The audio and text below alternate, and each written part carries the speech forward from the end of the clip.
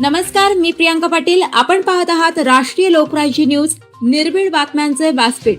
आज आपण दिवसभरामध्ये घडणाऱ्या घडामोडींवर नजर टाकूया. चला पाहुणं, आपल्याला जायचंय. पण कुठे जायचंय? टाकळी ढोकेश्वरच्या हॉटेल वैष्णवी मध्ये जायचंय. म्हणतात तिथे खूप छान जेवण मिळतं. चला तर मग जाऊया.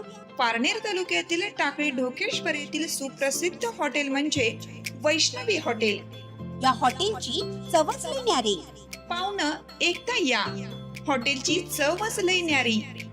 अस्सल मांसाहारी प्रेमींच्या जिभेचे चोचले आता पूर्ण होणार. ते फक्त हॉटेल वैष्णवी मध्ये. या ठिकाणी सर्व प्रकारच्या पार्टीच्या ऑर्डर स्वीकारल्या जातील. प्रोप्रायटर संतोष रंगनाथ ठाणगे. संपर्कासाठी मोबाईल नंबर 8830578505. या हॉटेलचा पत्ता नगर कल्याण हायवे, पारनेर चौक, टाकळी ढोकेश्वर, तालुका पारनेर, जिल्हा अहमदनगर. वांभोरी येथे शेतकऱ्यांचं वीज उपकेंद्रावर आंदोलन. वांभोरी व परिसरात गेल्या काही दिवसांपासून शेतकऱ्यांना सुरळीत वीज पुरवठा होत नसल्याचे दिसून येत असल्याने वांभोरी येथील संतप्त शेतकऱ्यांनी आज वांभोरी वीज उपकेंद्रावर आंदोलन केलं. यावेळी माननीय राज्यमंत्री प्राजक्तदादा तनपुरे, शेतकरी संघटनेचे रवी मोरे, श्याम सर पटारे यांचे भाषण झाले.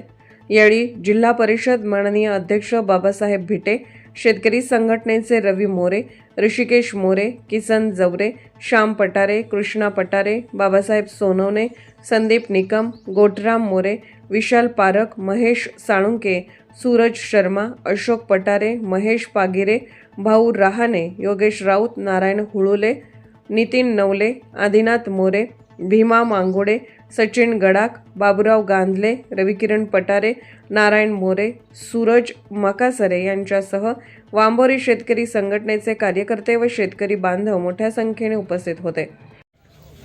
आज वांभोरी इथं शेतकऱ्यांनी महावितरणच्या कार्यालयामध्ये आपल्या भावना मोठ्या तीव्र स्वरूपामध्ये व्यक्त केलेल्या आहेत. गेल्या 2 महिन्यापासून वांभोरी परिसरामध्ये विजेचा लपंडाव चालू आहे. अक्षरशः 2-2, 3-3 तास फक्त शेतकऱ्याला वीज मिळते.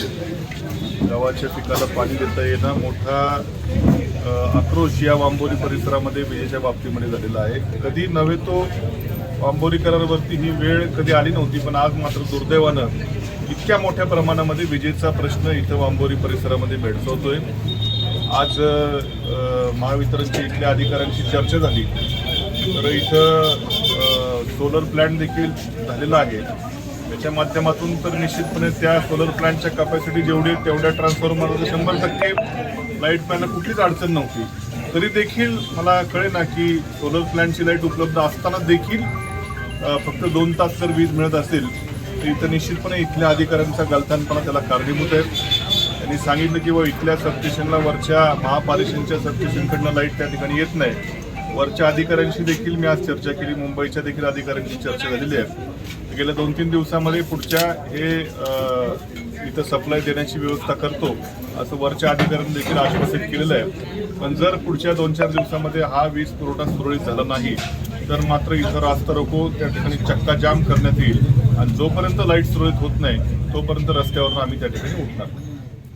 राहुरी प्रतिनिधी उमेश बाचकर. ताज्या बातम्यांसाठी आणि अपडेट्ससाठी राष्ट्रीय लोकराज्य न्यूज चॅनलला सबस्क्राईब करा, तसेच लाईक आणि शेअरही करा.